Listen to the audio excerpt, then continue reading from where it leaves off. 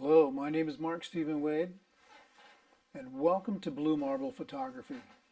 I opened Blue Marble Photography uh, around 2007, something like that, just because I loved photography so much, and I knew I was going to be selling prints, so I thought I wanted to stay straight uh, with the state when it came to taxes. I'm not a professional photographer, but I do make print sales and that sort of thing. I don't make a living from it. Uh, but what are we going to talk about today? Well, I want to talk about exposure. We talked a little bit about exposure, and we did some quick 5-minute videos and that sort of thing. And I really wanted to get a little bit more of a deeper dive into it. And I have some photographs here that I made. They're nothing photographs. They're nothing to me. That I have no emotional attachment to them whatsoever. But I have a habit of practicing many times where I go out and I just look at light and I look at things and I try to find maybe some botanicals, flowers, flora, whatever, and I make photographs of them. So uh, I have to make a lot of decisions. There's a lot of decision processes that go on in my mind. And so I have these photographs, and we're going to go through those, and they're just basic nothing photographs. They're pictures of things. And this is something that I really want to help people get away from, which is taking pictures of things. Oh, I saw something this. I saw this was cool, so I made a photograph of it. Well, sometimes you don't live in a place where everything is looking cool. Sometimes you have to make something that is cool out of what you have available.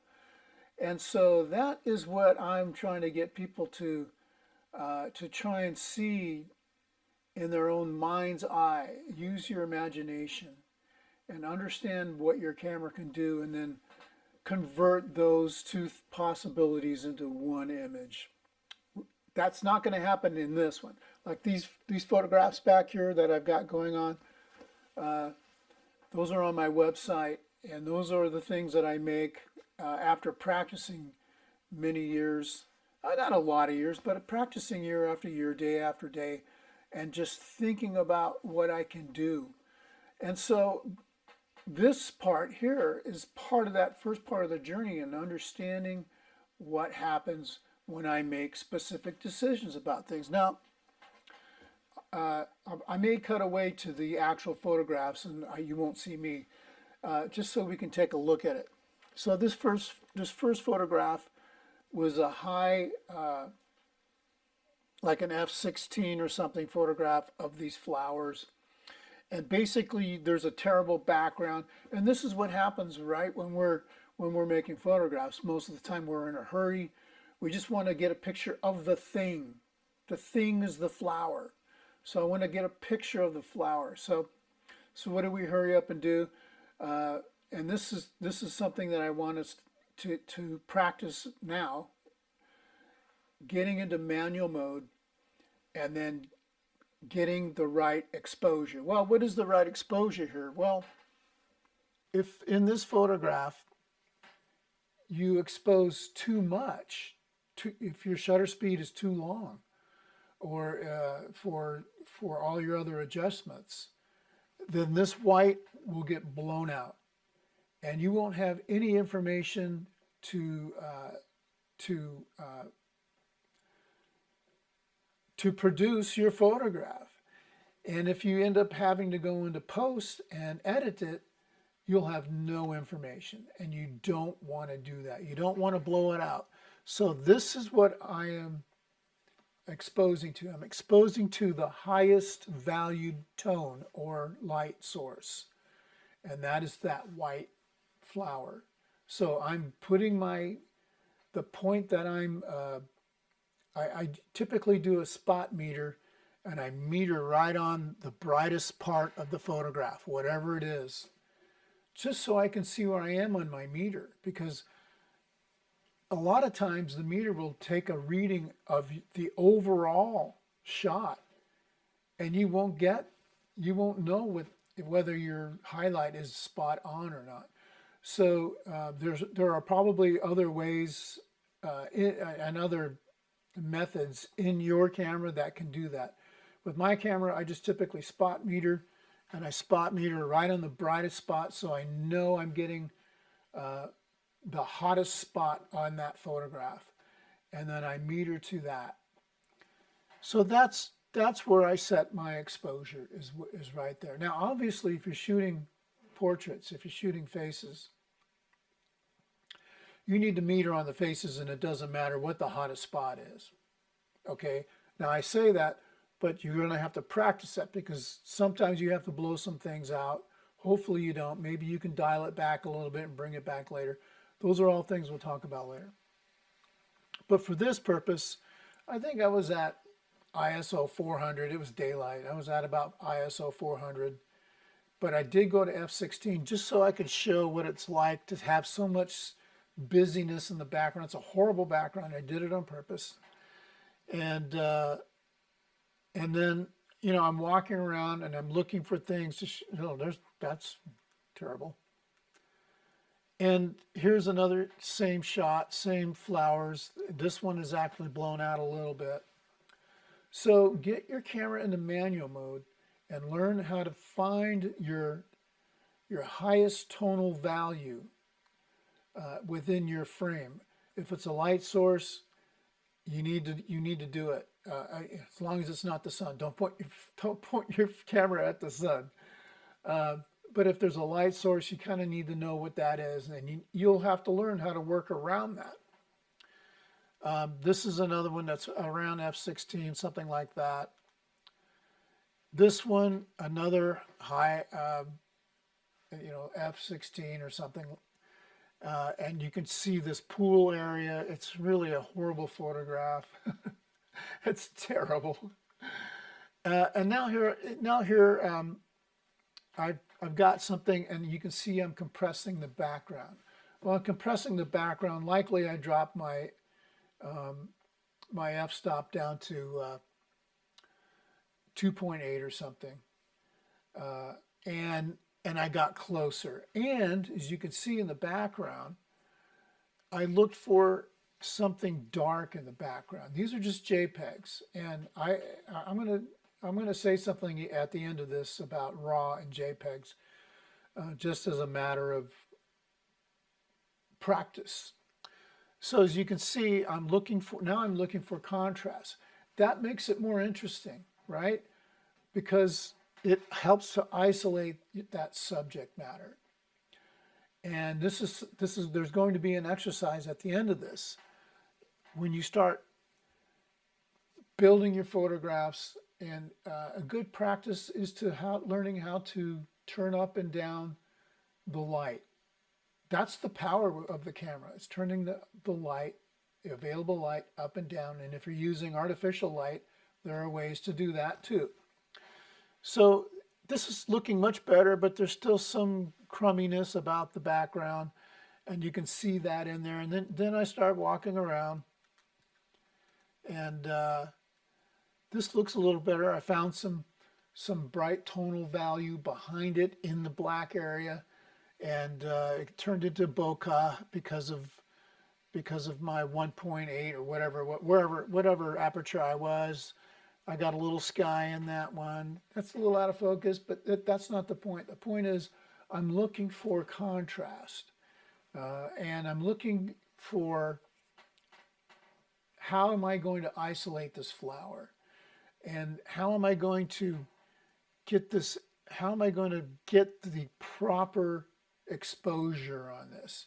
Now, I say proper because you're just finding your highlight, and you're setting your meter to that highlight. You're centering it on that highlight. You don't want to get much hotter than that. Some cameras will let you do that, and you'll be okay, and RAW especially. But you're going to find your exposure there. But we have to consider, and here's one. This is a close-up. I'm getting closer. Background's getting even more compressed. I found that contrast that I wanted to do. And I'm liking it. I like what I'm seeing, and now I'm just hunting for more. Again, I'll just click through these. I'm looking for more. That looks pretty good. There was a bee that flew up on this one. I got lucky. And I'm just hunting around for backgrounds. And this is something that you're going to want to do when you're a photographer. You're looking for your backgrounds. You're looking for what's in the foreground. I haven't got to the foreground yet, but you're looking for all of these qualities that are going to go in to your final image. So here's one. This is all washed out. I haven't processed this at all. It looks pretty good. There's a close-up of it. That's okay. It's kind of boring. You know, you're probably something like this. That's about proper exposure, right?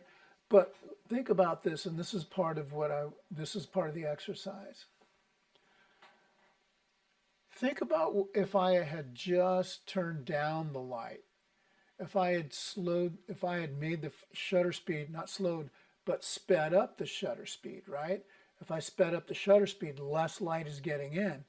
And this would have been darker. This and this, the tonal values are so extreme that I can turn down the light and really make this stuff really dark and black. But it looked like I was kind of looking for the bokeh in the back, you know, whatever. That's fine. And then I got to this bird of paradise. And I'm loving this whole, there's this bokeh in the back, and that's with the low aperture, and I'm getting really close to the subject, and you're crushing the background.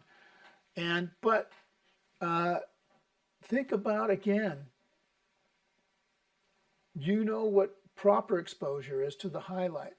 But, you know, if you want to play around, maybe you can turn it down a little bit and see what happens. And that's kind of what I did with this, you know, with this bird of paradise. You start turning down the bokeh, and it really gets this rich look to it. It really is something to practice. And that's what I would suggest that you do on your next practice.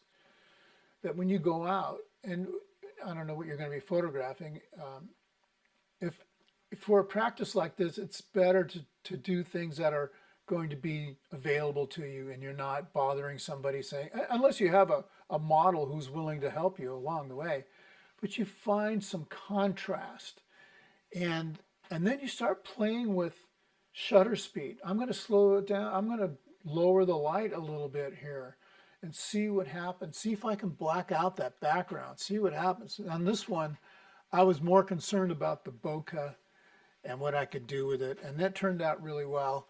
And the black background is just crushed. I love that look. And this is something we need to think about when we're making photographs. So that would be the exercise for this video that I would suggest. Go out and here's the philosophy part of it. If you have a camera that shoots in RAW, I'm okay with that. Shoot in RAW, I don't care. I shoot in RAW. I spent 2 years when I first started shooting JPEGs only. That's what our instructor said, that's what you should do. You should just shoot JPEGs. And the reason you do that is because when you're shooting only JPEGs, you are a lot more thoughtful because you don't have the lateral movement in post editing that you do with RAW. And it's really very important to be a very thoughtful and mindful photographer about the images that you're about to make. And for me, it was very important to spend those 2 years just making JPEGs. And later on, when I started doing RAW, I was thinking, wow, I spent a lot of time, whatever. Those first 2 years were okay. You know, there wasn't my best work. And so it's okay. And it really helps to make you a more mindful photographer. Now, once I started shooting in RAW, I understood I'm never getting out of RAW. Now, I get that. If you shoot in RAW and you insist on staying in RAW, I get it. Do that.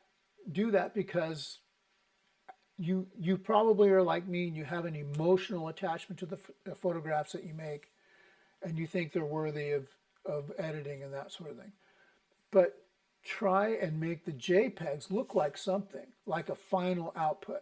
Because when you learn that, you learn a lot more about your camera than just, I'm going to get it as close as I can as in regular exposure, in the correct exposure, and then whatever, and then I'll check it out in editing later. Try and get your JPEG to look like what you think it should look like. And that's your exercise.